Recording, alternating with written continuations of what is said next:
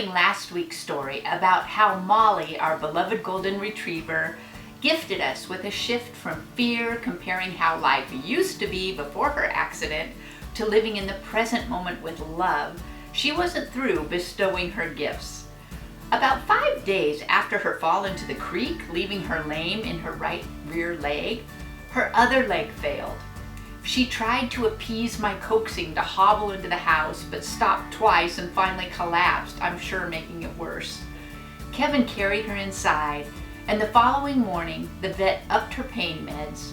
Mollie didn't get up or eliminate at all that day, and we carried her into the vet the following morning too.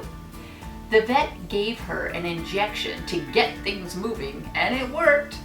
Mollie's better leg started working again, and she made her way outside to urinate for the first time in 36 hours.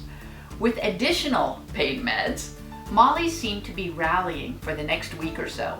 We looked into and ordered a doggy wheelchair, a stroller, and a bike trailer, and a more comfy cushion for the back of the car to hopefully get some adventure back into her life.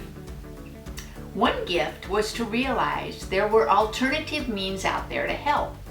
Jolie Wingerson, an animal communicator I knew and loved from Boulder, Colorado, responded to my plea for help in understanding how Mollie was dealing with this. She gave Mollie daily healing sessions for a week and relayed information she received from Mollie. Jolie said Mollie was a pleasure to work with, openly receiving the energy. Mollie's injury was serious, though Mollie wanted to see if she could get comfortable hopping on 3 legs, but she might entertain being euthanized if her health didn't improve. Meanwhile, we needed to make a decision about our Alaska trip, which Jolie warned us, just as she was leaving on vacation, that this week could be a turning point in Mollie's health, and if we went, we might regret that we weren't home with her. We canceled the trip. A friend of a friend suggested an animal chiropractor might be a help, and that struck an intuitive chord with me. The chiropractor was 90 minutes away, but on the phone she advised more diagnostics because Mollie's leg was now just dangling. It sounded to her like a fracture.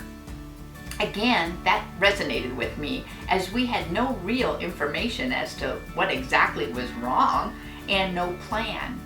And now Mollie's bad leg was much worse than it had been after initially slipping into the creek. We'd never been too impressed with the intuitive or diagnostic or communication skills of our regular vet, but synchronistically, our vet was on vacation herself, and we saw another woman, Dr. Alex, who was wonderful. She suggested bringing Mollie in and leaving her for sedation/light anesthesia so that Dr. Alex could get good x-rays and do blood work. That afternoon, Mollie was so happy to see us, though the vet had found Mollie was not only very anemic, which made surgery and blood loss very iffy, but Mollie's femur had a bad break with a jaggedy edge that could cut an artery or do other damage if left alone.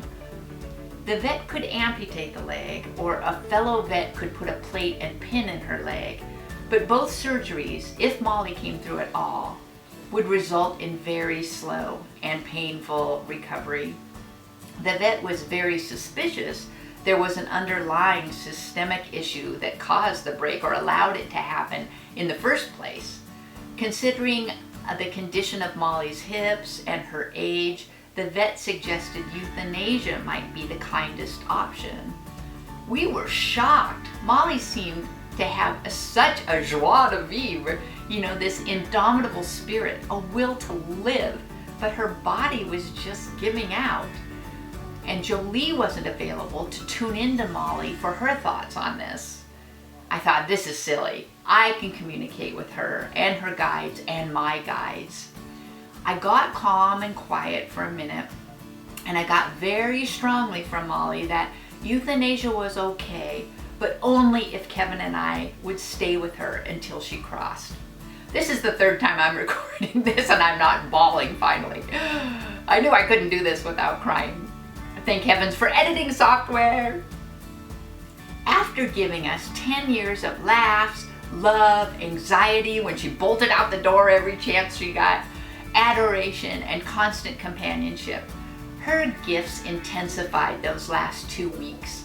I was called to build my intuitive communication, live in the present, attune to another soul, develop creative solutions to new challenges, be adaptable and selfless.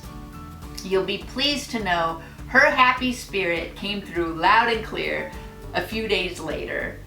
She's with her lifelong friend Kelly, who left us just last year, and she's having fun, loving life on the other side, and is very glad that she was freed from that failing body after all. She's still more than capable of shining that divine.